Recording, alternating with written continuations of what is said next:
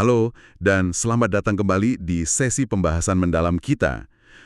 Pernah nggak sih Anda coba nebak sesuatu gitu, yang masa depannya tuh sama sekali nggak pasti? Sering banget kayaknya ya. Iya kan? Iya, Misalnya mikir, wah hubungan baru ini bakal berapa lama ya?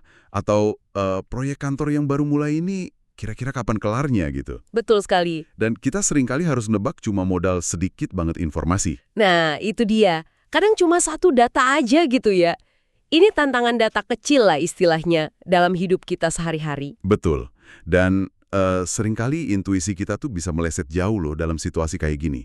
Nah, sumber kita hari ini, bab 6 dari buku Algorithms to Live By, itu membahas gimana caranya kita bisa lebih terstruktur gitu ya, menghadapi ketidakpastian ini. Pakai alat matematis.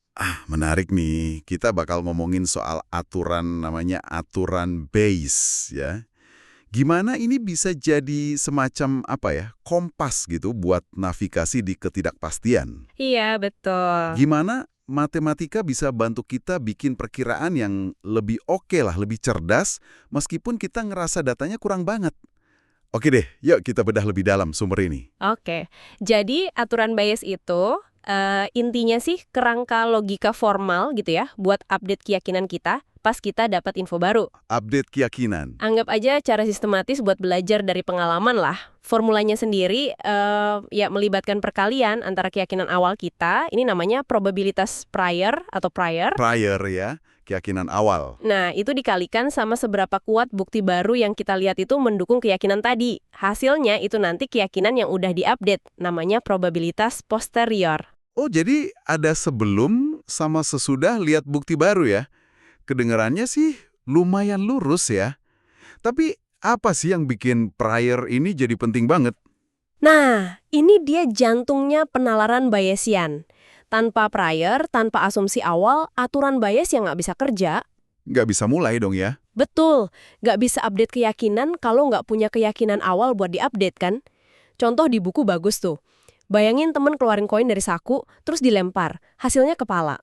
Bisa nggak Anda tebak itu koinnya adil, 50-50, atau berat sebelah, atau jangan-jangan koin dua sisi kepala? Susah banget ya kalau cuma dari sekali lempar kepala. Saya kan nggak tahu dia punya koin apa aja di sakunya. Tepat sekali. Anda perlu prior gagasan awal tentang kemungkinan jenis-jenis koin yang mungkin ada di saku teman Anda. Oh iya ya? Apa dia tipe iseng yang bawa koin aneh? Atau cuma punya koin biasa? Tanpa asumsi awal ini, satu lemparan kepala itu ya hampir nggak ada artinya buat nebak sifat koinnya.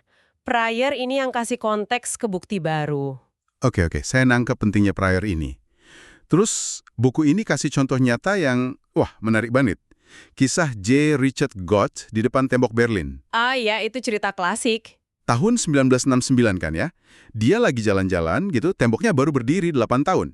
Cuma modal info itu doang, usia tembok saat itu. Dia nanya, pertanyaan yang berani banget. Berapa lama lagi tembok ini bakal berdiri? Dan dia nggak cuma nanya loh. Dia bikin prediksi matematis. Semacam pertaruhan intelektual lah. Pakai logika yang dekat banget sama aturan Bayes, yang belakangan dikenal sebagai prinsip Kopernikus, walaupun inspirasinya agak beda awalnya. Prinsip Kopernikus. Hmm. Namanya kayak astronomi ya, tapi hubungannya apa sama nebak umur tembok? Kok rasanya aneh ya? Masa depan sama dengan masa lalu gitu. Gimana bisa jalan sih logikanya? Apalagi buat tembok Berlin yang rumit. Pertanyaan bagus. Prinsip Kopernikus dalam konteks prediksi durasi ini ya, itu kesimpulan spesifik yang muncul dari aturan Bayes kalau kita pakai jenis prior tertentu.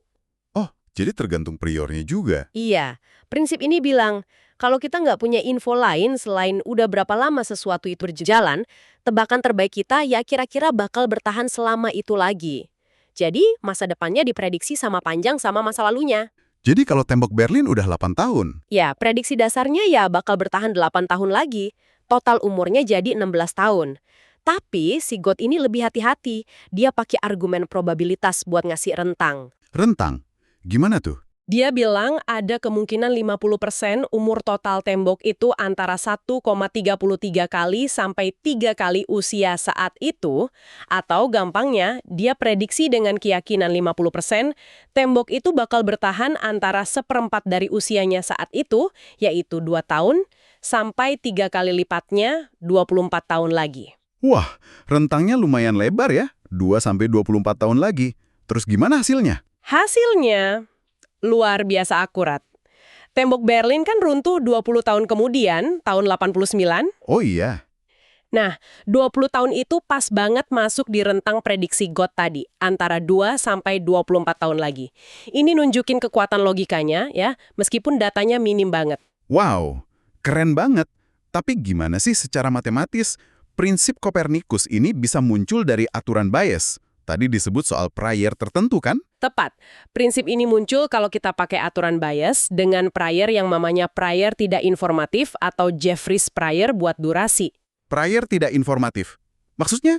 Itu cara matematis buat bilang, saya beneran nggak tahu nih hal kayak gini biasanya tahan berapa lama. Bisa bentar banget, bisa lama banget, semua skala durasi kayaknya sama aja mungkinnya sebelum saya lihat data. Nah, pas Anda gabungin asumsi awal, nggak tahu apa-apa, ini sama satu pengamatan tembok ini udah 8 tahun. Aturan Bayes itu secara matematis nunjukin kalau titik perkiraan terbaik buat sisa umurnya ya 8 tahun lagi. Itu mediannya. Dan ngasih rentang probabilitas kayak yang dihitung God. Jadi asumsi awal kita yang kosong itu, ya yang ngarah ke prediksi penggandaan ini. Menarik. Tapi apa ide ini beneran baru pas God pakai? Sebetulnya sih nggak sepenuhnya baru ya dalam konteks statistik Bayesian. Jauh sebelum God, ada pionir statistik Bayesian namanya Sir Harold Jeffreys. Nah, dia pakai logika mirip di pertengahan abad 20. Jeffreys. Yang namanya dipakai di prior tadi. Iya, betul. Dia ngajuin masalah klasik, gimana caranya nebak jumlah total tram di kota kalau kita cuma lihat nomor seri satu tram aja yang lewat. Misal nih, kita lihat tram nomor 60. Berapa total tramnya kira-kira? Pasti lebih dari 60 ya. Tapi berapa persisnya? Susah juga nebaknya. Nah, Jeffreys pakai penalaran Bayesian dengan prior tidak informatif buat jumlah total tram sampai pada kesimpulan yang sama kayak logika God Copernicus.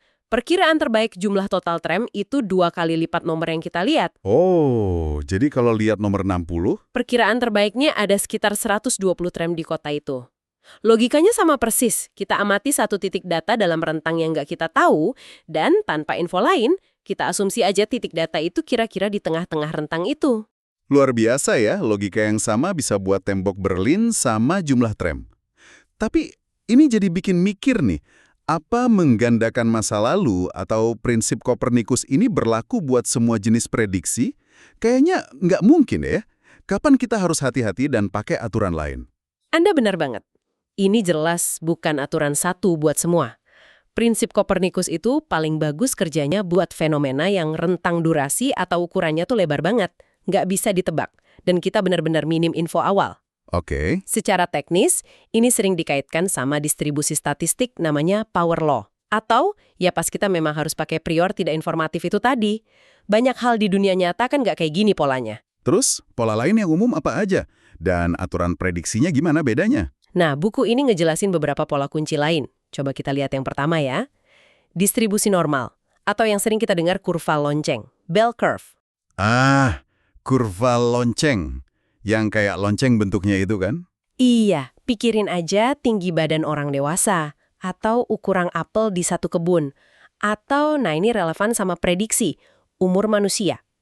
Kebanyakan nilainya ngumpul di sekitar rata-rata min. Nilai ekstrim, kayak pendek banget, atau panjang umur banget, atau apel kecil banget, atau gede banget, itu jauh lebih jarang. Oke, jadi kebanyakan di tengah-tengah ya. Terus, gimana aturan prediksinya? Buat fenomena yang ngikutin distribusi normal, aturan yang jalan itu aturan rata-rata. Prediksi kita tuh cenderung ketarik balik ke arah rata-rata. Ketarik ke rata-rata. Contoh klasik nih, kalau ketemu kakek-kakek umur 90 tahun, kita kan nggak bakal pakai prinsip Kopernikus terus nebak dia bakal hidup 90 tahun lagi. Iya juga ya, nggak masuk akal. Nah, sebaliknya, kita bakal secara intuitif atau ya pakai data aktuaria ngacunya ke harapan hidup rata-rata buat orang seusia dia. Mungkin dia masih bisa hidup beberapa tahun lagi, tapi prediksi kita bakal jauh lebih dekat ke rata-rata harapan hidup daripada sekedar gandain umurnya. Kita tahulah ada batas biologis, umur manusia cenderung ngumpul di angka tertentu. Masuk akal banget. Jadi prediksi kita ngitungin adanya pusat berupa rata-rata itu. Nah, terus gimana sama distribusi power law yang tadi disebut cocok sama prinsip Kopernikus? Contoh lainnya apa dan gimana persisnya aturannya? Distribusi power law ini beda banget. Contoh klasiknya tuh populasi kota. Banyak kota kecil, tapi sedikit banget kota metropolitan raksasa. Oh iya, benar. Atau pendapatan film box office. Banyak film yang biasa aja atau gagal, tapi ada sedikit banget blockbuster yang suksesnya luar biasa. Kekayaan atau pendapatan orang juga gitu. Banyak yang pendapatannya standar atau di bawah, tapi ada segelintir orang super kaya. Popularitas buku atau lagu juga bisa. Jadi, cirinya itu ada yang ekstrim banget ya, meskipun jarang. Tepat. Ciri khasnya itu ekor panjang dan gemuk. Long fat tail. Mayoritas nilainya di bawah rata-rata, tapi ada kemungkinan meskipun kecil, muncul nilai yang jauh lebih gede dari rata-rata. Nggak ada pusat gravitasi yang kuat kayak di kurva lonceng. Oke. Terus aturan prediksinya gimana kalau gitu? Buat fenomena power law, ini aturan yang lebih pas itu aturan perkalian, multiplicative rule. Prinsip Kopernikus itu salah satu bentuk spesifik aturan ini. Aturan perkalian. Secara umum, aturan perkalian bilang kalau prediksi masa depan atau total akhirnya itu cenderung proporsional atau jadi kelipatan dari apa yang udah terjadi atau nilai saat ini. Contohnya? Kalau film indie baru dapat $10.000 di minggu pertama, ya total pendapatannya mungkin nggak akan gimana-gimana banget. Tapi kalau blockbuster udah dapat $100 juta di minggu pertama, kita bisa prediksi totalnya bakal berkali-kali lipat dari itu. Makin gede nilai awalnya di distribusi power law, makin gede juga ekspektasi nilai akhirnya. Kayak efek bola salju lah, atau yang kaya makin kaya. Jadi mungkin itu sebabnya kita sering salah tebak soal, misalnya, berapa lama tren internet bakal bertahan ya? Kita mungkin mikirnya pakai logika rata-rata tren sebelumnya. Padahal popularitas online seringnya power law, jadi harusnya pakai aturan perkalian gitu. Bisa jadi, itu salah satu sumber kenapa intuisi kita meleset. Kita salah pakai model mental. Terus ada tipe distribusi ketiga yang juga menarik nih dan sering ngejebak. Distribusi tanpa memori, memoryless. Tanpa memori? Iya, sering diasosiasiin sama proses Poisson atau distribusi eksponensial. Contoh paling murninya ya hasil lempar dadu atau putaran roulette di kasino. Oh, judi ya? Contoh lain yang kadang-kadang dekat itu waktu nunggu bus berikutnya atau waktu sampai telepon kita ke customer service diangkat. Walaupun ini bisa diperdebatkan sih ya. Tanpa memori? Maksudnya gimana? Masa lalu nggak ngaruh gitu? Tepat sekali. Aturan prediksi yang berlaku di sini itu aturan penambahan, additive rule. Masa depan yang diharapkan itu nggak bergantung sama sekali sama udah berapa lama kita nunggu atau udah berapa banyak putaran kita main. Wah, Peluang kita dapat angka merah di roulette berikutnya ya tetap sama aja. Nggak peduli kita baru menang 5 kali atau kalah 10 kali. Waktu tunggu rata-rata buat bus berikutnya juga secara teori ya, tetap sama. Nggak peduli kita baru datang atau udah nunggu 15 menit. wah ini penjelasan menarik kenapa judi bisa bikin lagih banget ya. Rasanya kayak, wah udah kalah terus pasti kali ini menang nih. Padahal matematisnya peluangnya sama aja. Betul. Lagu Kenny Rogers, You've Got to Know When to Walk Away, itu ternyata nasihat bagus tapi nggak didukung matematika ya, kalau situasinya tanpa memori gini. Haha, iya cara matematis murni buat proses tanpa memori ya gitu. Nggak pernah ada waktu yang secara logis lebih baik buat berhenti hanya berdasarkan hasil masa lalu. Masa depan nggak terpengaruh soalnya. Tentu di dunia nyata ada faktor lain ya, kayak duit habis atau capek. Tapi inti matematisnya tetap, masa lalu nggak relevan buat masa depan di kasus ini.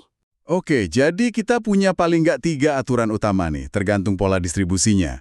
Rata-rata buat normal, perkalian buat power law, proporsional sama masa lalu, termasuk Kopernikus, dan penambahan buat tanpa memori, masa lalu nggak relevan. Kuncinya berarti mencoba ngenalin pola dasar dari apa yang mau kita prediksi ya. Bener sekali. Dan ini bawa kita ke bagian yang menurut saya paling menakjubkan dari bab ini. Ternyata, kita nih manusia secara intuitif tuh seringkali cukup hebat loh bikin prediksi semacam ini. Bahkan cuma modal 1 atau 2 data. Hah? Serius? Iya, eksperimen menunjukin tebakan kita seringkali deket banget sama apa yang bakal diprediksi aturan bias kalau dihitung beneran. Gimana bisa gitu?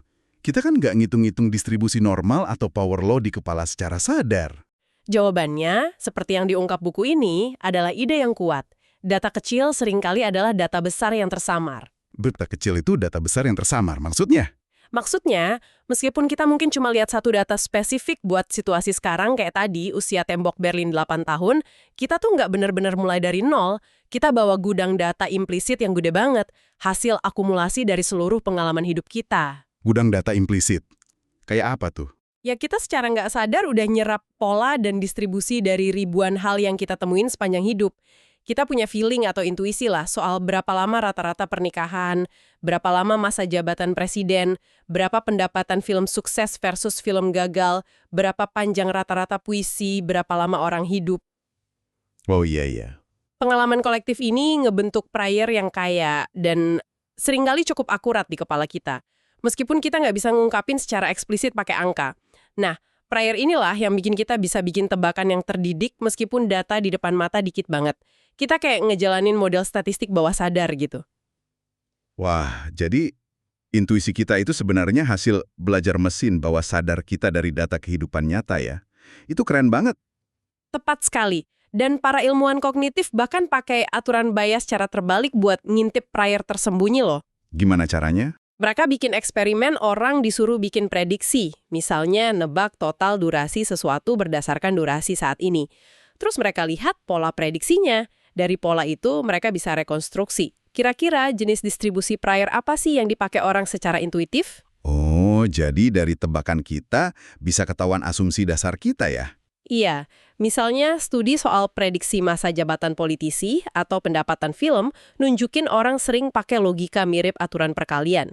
Itu nyiratin adanya prior power law bawah sadar. Studi lain soal prediksi umur, kayak contoh kakek 90 tahun tadi, nunjukin orang pakai aturan rata-rata, berarti priornya normal. Jadi cara kita nebak bisa ngebuka gimana kita secara implisit ngelihat struktur dunia di sekitar kita. Luar biasa.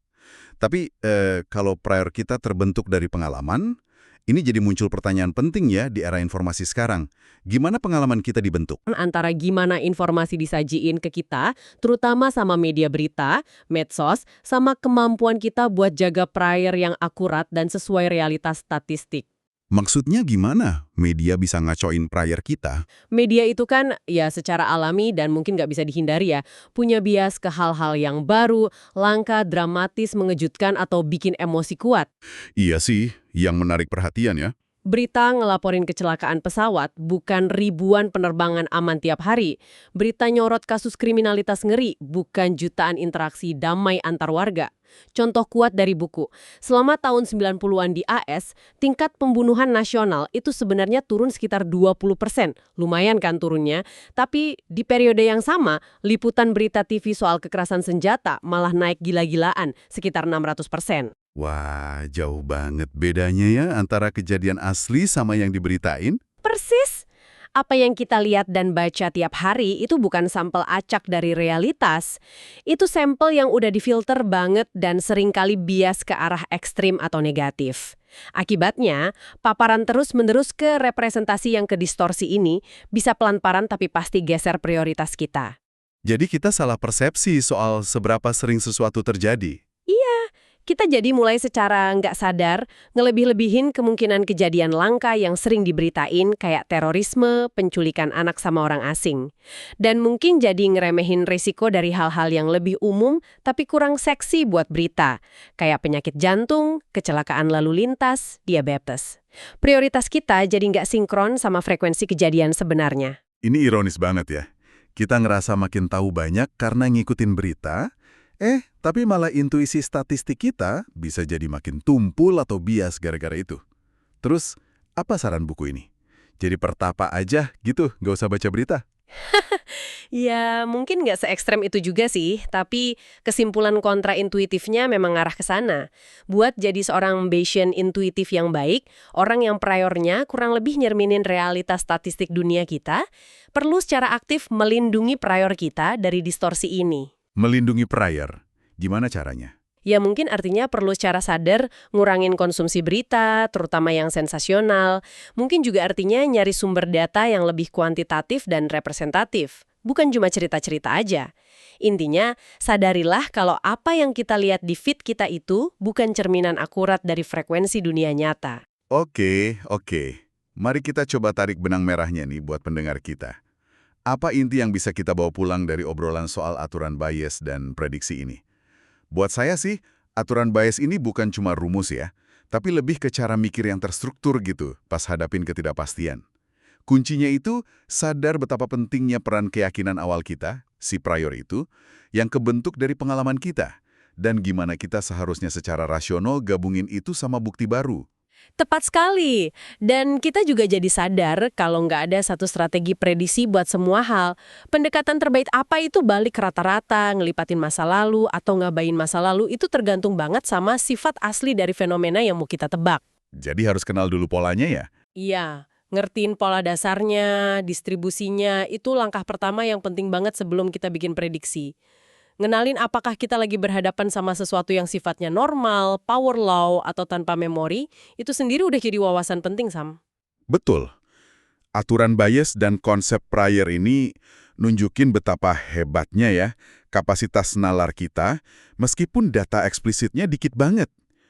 Kekuatan itu datang dari data besar pengalaman yang kesimpan di kepala kita. Tapi, ironisnya ya, di era informasi ini, sumber informasi yang sama yang harusnya nambah pengetahuan kita, berita, medsos, algoritma, justru bisa jadi sumber distorsi terbesar buat prior kita. Mereka cenderung gede-gedein yang langka dan nyembunyiin yang umum. Jadi kayak pedang bermata dua gitu ya. Akses info makin banyak, tapi risiko bias juga makin gede. Dan ini bawa kita ke pemikiran penutup nih buat Anda renungkan. Di dunia yang banjir informasi yang udah dipilihin buat kita entah sama editor, algoritma, atau lingkungan sosial kita sendiri, gimana caranya Anda bisa secara proaktif jaga dan kalibrasi prior internal Anda? Pertanyaan bagus. Gimana Anda bisa mastiin kalau keyakinan dasar Anda soal cara dunia bekerja itu tetap berakar di realitas statistik, bukan cuma di apa yang paling sering muncul di layar Anda atau paling kenceng dibicarain? Gimana Anda ngelatih diri buat bedain antara frekuensi sebenarnya suatu kejadian sama frekuensi pemberitaannya? Pertanyaan yang relevan banget sih zaman sekarang. Gimana caranya kita tetap terinformasi secara kritis tanpa ngebiarin intuisi Bayesian kita yang berharga ini dibajak sama bias informasi? Mungkin ini tantangan tersendiri ya? Mungkin ini jadi salah satu tantangan literasi informasi dan berpikir kritis terbesar di abad ke-21 ini ya, mengelola prioritas kita di tengah banjir informasi. Sebuah catatan akhir yang bagus buat direnungkan. Terima kasih sudah menemani kami dalam penjelajahan aturan bias dan seni prediksi ini. Sampai jumpa di sesi berikutnya.